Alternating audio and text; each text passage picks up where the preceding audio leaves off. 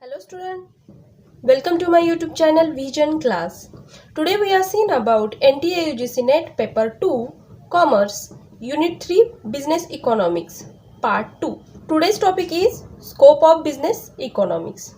So let's see. In previous part we are seen about what is business. What are the branches of economics? Right?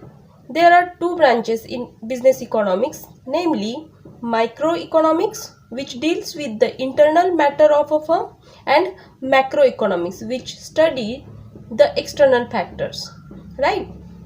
The branch of business economics covers all the issues which any business owners or firm can face concerning the management of the organization.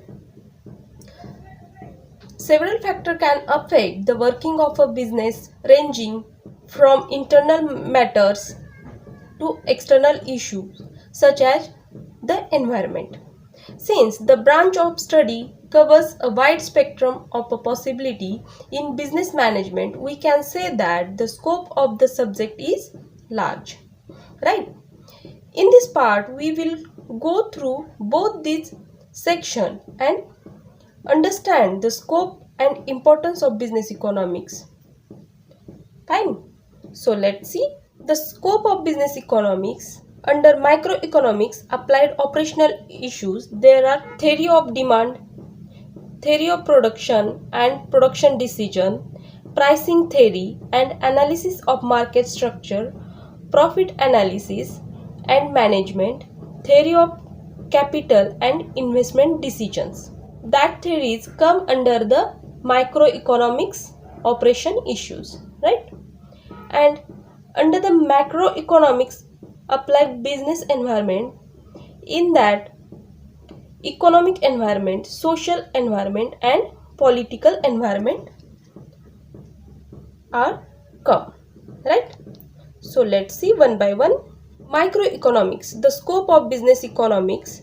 Microeconomics is the study of the issues related to a firm, that is internal or operational, and therefore within the jurisdiction of the management. A part of business economics includes the analysis of these matters. Right? A few examples of a business decision can include the type of business, size, prototype decision, cost determination, promotional techniques, infrastructure, etc. A lot of these decisions require the decision makers to use the following theories of a business economics to come to a unified understanding, right? So let's see one by one theory. Theory of demand. This theory is used to analysis and forecasting of demand, right? The demand curve is a graphical representation of the relationship between the price and quantity demand, right? The price will appear on the left vertical axis, where it is appear on the left vertical axis. The quantity demand on the horizontal axis. It shows the quantity demand of the good by all individuals at varying price points. The market demand curve is typically graph and downward sloping because as a price increase, the quantity demand decrease. We can see here, if the price increase, then the quantity of demand is decrease. At this point, we can see price is high and the quantity of demand is low. Analysis of demand is a method by which economists understand the demand curve of a market. It is about understanding the consumer behavior, their preferences and the effects of change in demand with respect to change made in companies. Some factors which influence demand are cost of the product, the quality of the product, concerning the taste and preferences of the buyers and the income of the buyers. Right? Forecasting of demand is a technique by which economists predict the demand for a certain good in advance. This data helps the company to manufacture its products accordingly. This analysis is done by studying the past behavior of the buyer. The study of business economics provides scientific tools and knowledge for forecasting. Thus, here we see an instance of the scope and importance of a business economics, right? Next theory is theory of production and production decisions. Theory of production, what they say, theory of production explains the relationship between output and input. Production can be defined as an activity to convert inputs into outputs which can be used by ultimate users, right? The main objective of producer engaging in production activities, to maximize the profit and minimize cost, to maximize sales, to maximize total revenue, to acquire largest market share, to ensure company's growth and stability. Theory of production in economics, an effort to explain the principles by which a business firm decides how much of each commodity that it sells, its outputs or products, it will produce, and how much of each kind of labor, raw material, fixed capital, goods, etc. that it employs, its inputs or factors. When it comes to production, a business analyst has a couple of important responsibilities. These includes decide the optimum quantity of the products keeping the firm's objective in mind, ensure that the firm does not face any losses. With product analysis, a firm can decide on the appropriate technology required to meet the output demands efficiently.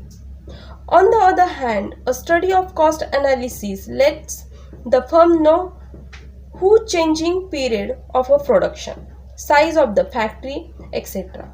will affect their expenditure. By combining these ideas, a firm can achieve the optimum balance between the maximum output or minimum investment. Here, too, we find the extent or a scope of a business economics, right? Next theory is pricing theory and analysis of market structure. It analyzes unique market needs and discuss how business managers reach upon final pricing decisions. It explains the equilibrium of a firm and is the interaction of the demand faced by the firm and its supply curve, right? In market structure, in order to reduce the cost of maintaining inventories, business economists use techniques such as ABC analysis and mathematical models and help the firm decision of the optimum number of inventories. Understand the market and pricing. Market analysis is an essential part of a business economics, which lets the firm understand the degree of competitiveness in market. This information helps them chart proper policies and determine the right price. The firm understands the process of cost determination, keeping the market situation in mind. This theory is an area where the scope and importance of business economics are highly noticeable. Allocation of resources. To understand the best way to utilize the company's resources, analysis use linear programming, which is a part of the scope of business economics, right? Here it is a market structure. Firm demand denotes the demand for the products of a particular firm, while industry demand means the demand for the product of a particular industry. An industry compares all the firms or companies producing similar products which are quite close substitutes to each other, irrespective of the differences in their brand names. To understand the relation between company and industry, demand, necessities, and understanding of a different market structure, there is monopoly, perfect competition, monopolistic competition and oligopoly. So let's see one by one. Monopoly. The demand curve of an individual firm is not the same as the industry or a market demand curve except in case of monopoly. Monopoly is that market category in which there is only a single seller and therefore there is no difference between a firm and an industry. The firm is itself an industry and therefore the demand curve of the individual firms as well as the industry demand curve under monopoly will be the same, and as well shall see latter is downward sloping. Moreover, as there are no close substitutes under monopoly, the demand curve is relatively steeper, showing relatively inelastic demand under monopoly. Right? Next one is a perfect competition. Under perfect competition, industry demand is completely different from the individual firm. The industry demand curve is downward sloping. The price in the market is determined by the interaction of the forces of demand and supply. The point of intersection between demand and supply curve determines the equilibrium price of the product. Now, the number of firms under perfect competition is so large that a single firm has no influence on either the total output of the price. Contribution to total output is just microscopic. If a new firm enters or an existing firm take and exist, the total output does not get affected much. A firm under perfect competition cannot fix the price of its product. It will have to sell its product at the going market price, as it is determined by demand and supply forces in the market. A firm under perfect competition is a price taker and not a price maker. Price is given to the firms and each unit of its output is sold at the given market price, and thus the demand curve of firm or its average revenue curve comes horizontal. Horizontal of average revenue curve is the acid test of a firm under perfect competition. Right? Understand perfect competition? Good. Now we are seeing monopolistic competition. Under monopolistic competition, there is a competition among a group of monopolistic producing differentiated product. The product of each firm is slightly different from that of other. There are also substitutes, and therefore the demand curve of each firm products is downward sloping and is relatively elastic in nature. In monopolistic competition, there are many sellers with differentiated product and hence industry demand curve hardly has any meaning. Right? Now we are seeing oligopoly. An oligopoly is defined as a market structure wherein industry are dominated or handled by a few firms.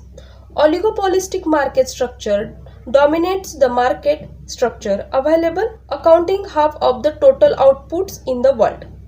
Industry which adopt to these very form manufactures or automobiles to breakfast cereal or even television broadcasting to airlines. In the words of Robert Y.R., oligopoly is that market structure in which a few sellers who clearly recognize their mutual interdependency produce the bulk of the market output. Right? Oligopoly differs from other market categories in that under monopoly we have only one seller and perfect competition we have many sellers. Under monopolistic competition we have a sufficient large group of small monopolistic, whereas under oligopoly we have a few sellers constituting a small group, right? In an oligopolistic market, the firm may be producing either homogeneous or differentiated products. Besides, the element of a interdependence among rival firms in the group makes it difficult for us to have a general theory of the oligopoly. In oligopoly, the action of one firm depends not only on the reaction of the consumers but also on the reaction of rival firms. Thus, decision making becomes complicated phenomena. Before a firm makes any decision, it has to take into account the probable reaction of the rival firms. Right? I hope all of you understand the market structure and their points very well. Now we are seeing theory of capital and investment decision. Capital investment decision involves the judgment made by a management team in regard to how funds will be spent to procure capital assets. Whether a projected increase in fixed asset will increase the break-even point of the business requiring the firm. So these are the factors affecting on investment, that are stage of technology, interest rates, economic growth, confidence, and availability of finance, right? Deciding capital investment, understand the proper uses of funds is very crucial for a firm. Business economics gives access to a series of scientific criteria which makes capital allocation decisions more efficient, right? Thus, we realize the scope and importance of business in economics. Then next one is macroeconomics. The scope of business economics. Macroeconomics study the effect of external factors on business such as stage of the business, socio-economic and political organization, trends in national income and employment rates, government regulations, capital market condition. Right? Macroeconomics is an essential field of study of economics. Government, financial bodies, and researchers analyze the general national issues and economic well-being of a nation. It mainly covers the major fundamentals, which are macroeconomics theories and macroeconomic policies. Here the macroeconomic theories involve economic growth and development, the theory of national income, money, international trade, employment, and general price level. In contrast, macroeconomics policies cover fiscal and monetary policies. Thus, the study of problems like unemployment in India or general price level or the problem of balance of payment is a part of the macroeconomic study because it relates to the economy as a whole. Since these factors are beyond the control of the firm's management, they must understand their impact to reduce losses. Right? I hope all of you understand the scope of business economics very well. If it is useful, please like, share, subscribe, and give your comments in comment box.